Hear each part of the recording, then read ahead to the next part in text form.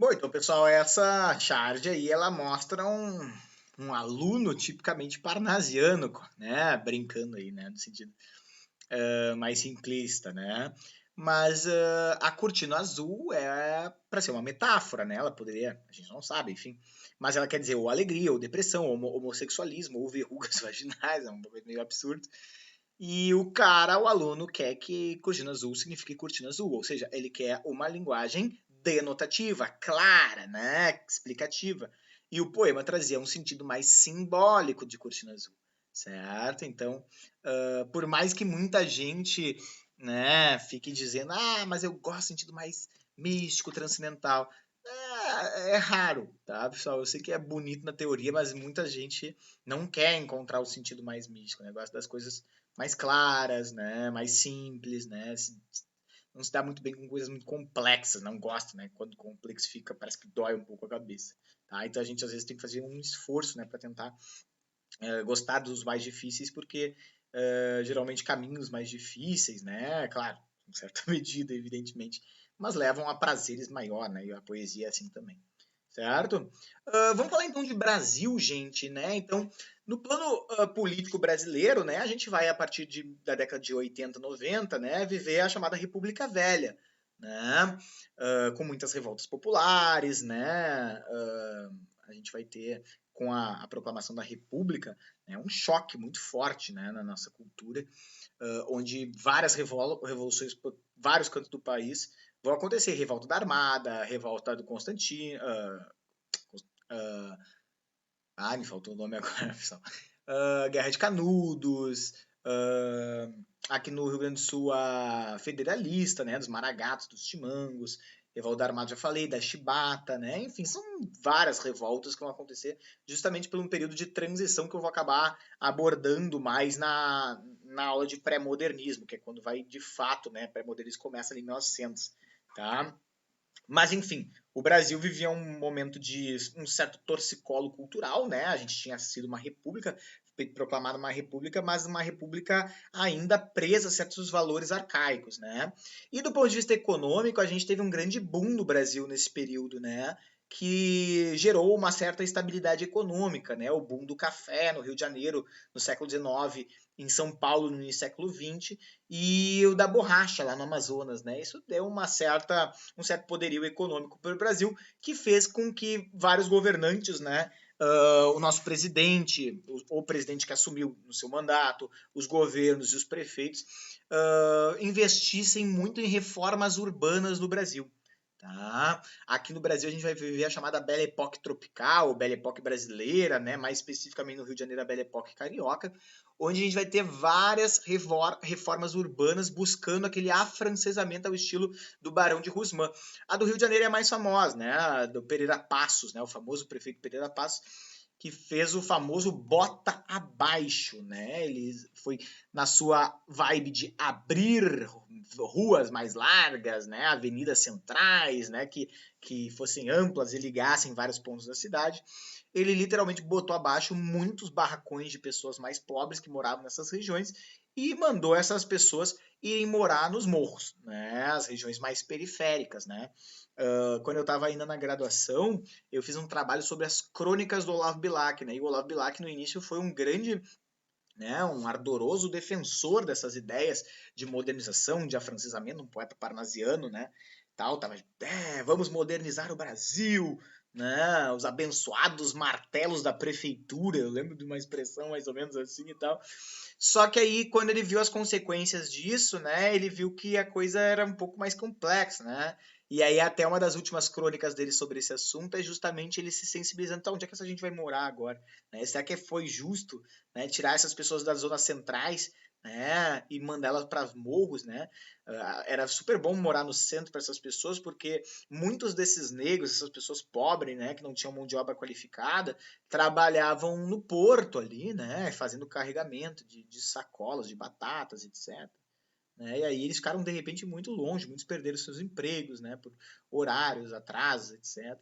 Então foi um momento bem complicado. Geralmente essas modernizações geram certas exclusões sociais, né? A gente tem em Porto Alegre o exemplo da Arena do Grêmio, né? Eu não me lembro como é que terminou a história, mas eu lembro que no início deu bastante polêmica, né? Porque teriam que tirar muitas casas, né? Muitos moradores daquela região e tal, iam para Guaíba, não lembro como é que terminou essa história, tá? Muitos teatros municipais, né, foram fundados, com destaque pro do Rio de Janeiro e de São Paulo. O do Rio de Janeiro é lindo demais, né, pessoal? E o de São Paulo, onde vai acontecer a Semana de Arte Moderna, né? O do Rio de Janeiro é muito belo, trouxe aí uma imagem, daqui a pouco a gente vai ver bastante fotos, mas, né, qualificando aí, né, o cenário cultural das grandes capitais, né? Na Cinelândia a gente tem, né, uma aglomeração, né, de estabelecimentos incentivando cultura, bares, café societies, né? A gente tem o Parque Royal, né, o famoso mansão, a magazine de moda, etc. As primeiras salas de cinema, né? E outros várias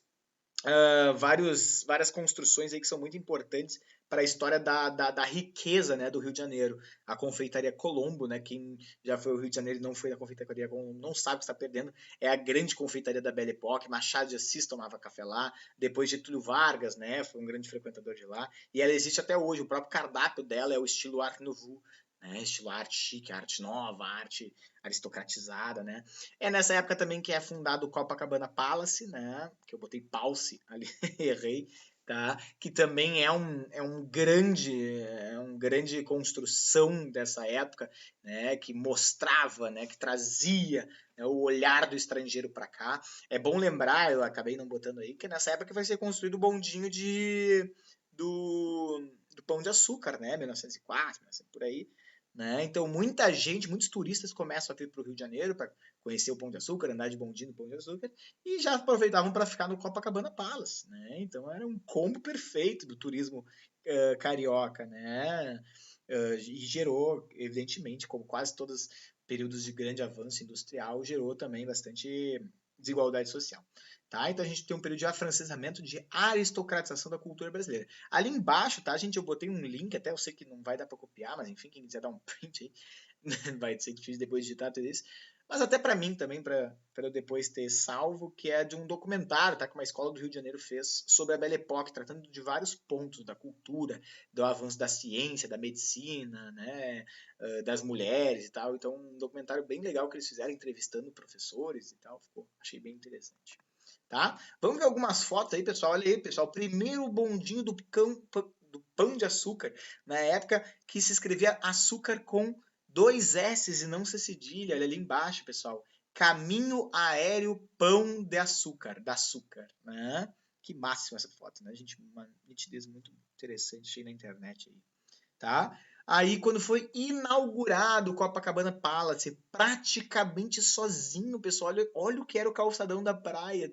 Tu atravessava a rua, que não devia ter nenhum carro, naquela época nem existia carro, e já tava na praia. Meu Deus, é coisa maravilhosa, gente. Aí as mulheres caminhando, olhando os vestidos, né? Seção da avenida. Aí, ó, uma foto de dentro da confeitaria Colombo, tá? Daquela época, olha os homens tudo bem armados, com seus smokings, seus fracks, seus chapéus, poucas mulheres ali, né? Para as mulheres era um pouco mais difícil frequentar espaço público. Essa é uma foto atual, tá? Do Café Colombo, da Confeitaria Colombo, desculpa. Então eu tô aí tentando instigar que você vá, né? O dia que você for pro Rio de Janeiro, se não me engano, fica inclusive no nome de uma rua que é um poeta, Gonçalves Dias, lá no centro do Rio de Janeiro. Belíssimo, é caro, mas vai tomar um chá que seja. O chá é 8 pila, mas tudo bem.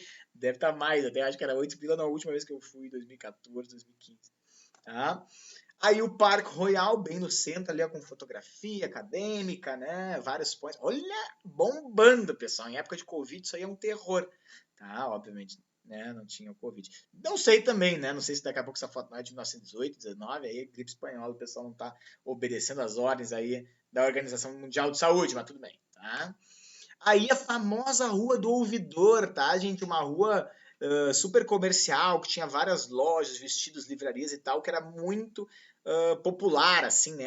Era a nossa Champs-Élysées, assim, tá? O Machado de Assis fala muito dessa rua nos seus livros, tá? Aí o Teatro Municipal, né? Quando foi recém-estreado, né? Bem arejado, olha só, pessoal, as lamparinas aí na rua, espaço para caminhar e tal. E eu trouxe uma foto aérea de ele hoje em dia. Olha que coisa linda, né, gente? É uma imagem espetacular. Pena que as pessoas não vão tanto no teatro, né? A Academia Brasileira de Letras, que existe até hoje no mesmo lugar, tá? Fundada ali bem na virada do século, final do século XIX, tá? Cujo primeiro presidente foi só ele, né? Machado de Assis. Ah, então a Academia Brasileira de Letras, sinal durante muito tempo de conservadorismo estético, né? Mas enfim, um órgão importante para a nossa cultura aí, tá? E a foto aí dos primeiros membros da Academia Brasileira de Letras, tá? Vou ver se a minha flechinha aparece, se ela estiver aparecendo. Este é Machado de Assis, primeiro presidente da Academia Brasileira de Letras. A gente tem alguns outros nomes importantes aqui, né? Olavo Bilac, aqui é o fundo, né? E Arthur de Azevedo, né? Aqui, que é o irmão do Aloysio Azevedo, o irmão do cara do Curtiço, tá?